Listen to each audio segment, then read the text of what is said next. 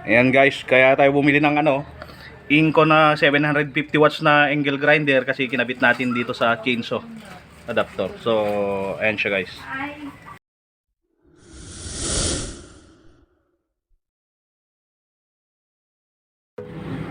Hello guys, welcome to my vlog. So, bali mag-unbox tayo ngayon. Ayan. Ng angle grinder. Ayan. So, na-order natin to sa Shopee guys. Bali, Inco yung brand nito. So, sabay-sabay nating guys. Sabay-sabay tayong nating i-unbox. Tingnan natin kung okay nga yung item na in-order natin. Saka titingnan na rin natin kung wala siyang damage. Ayan, bali okay naman. Shout out kay seller kasi napakaganda ng guys. Oh. Ayan, naglagay pa talaga siya ng fragile para safe yung item na binili natin. Ayan. So, shout out kay seller saka kay Kuyang Rider. So, buksan na natin guys. Ayan. Tingnan natin kung okay nga yung item na binili natin sa Shopee. Okay. Shout out sa mga dyan, mga karpintero, mason, sa mga nagdi-DIY. Yan.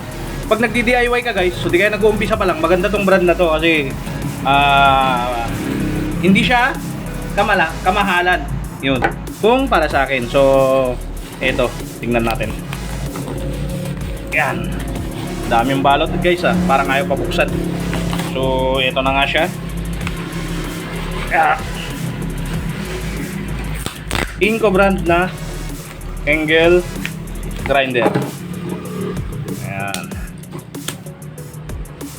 Tingnan natin guys kung okay nga yung binili natin. Ayan, tabi na natin to. Yun. So ito na siya guys. Ayan, so buksan natin.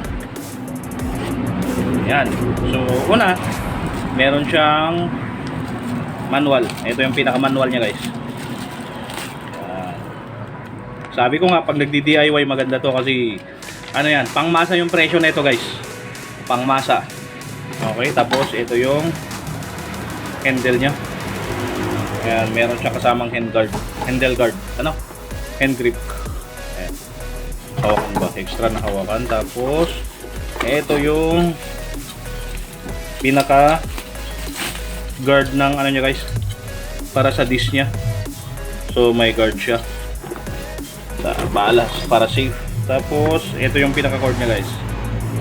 Ayan, sasaksak mo na lang, hindi na kailangan ng adapter.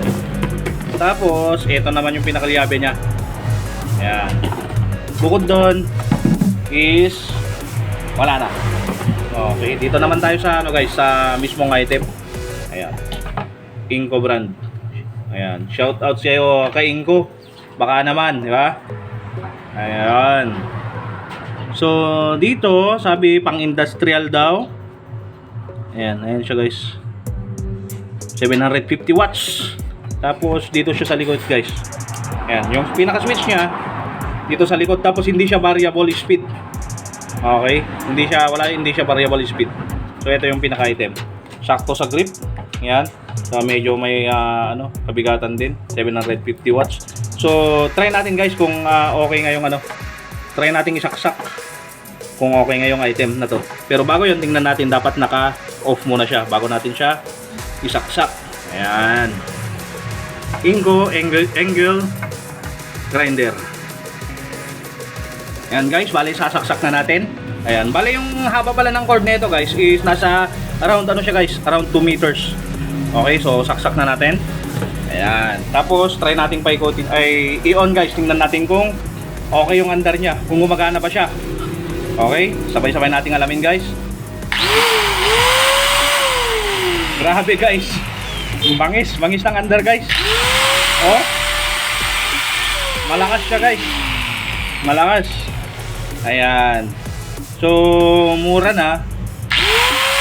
Ayan okay na to sa presyo niya guys. Hindi siya ma-vibrate, tamang-tama lang sa grip. Ayan. So, para sa akin, okay na okay yung nabili natin na Inco brand angle grinder. Ayan. So, ito siya guys. Ayan. Affordable yung presyo nito guys. Ayan, wala pang 1,000, di ba? wala pang 1,000, may grinder ka na, saka okay pa yung quality. Yan, maganda pa yung quality. Yan, kung naghahanap ka ng budget meal, ito yung may sasuggest ko sa'yo. Inco Angle Grinder.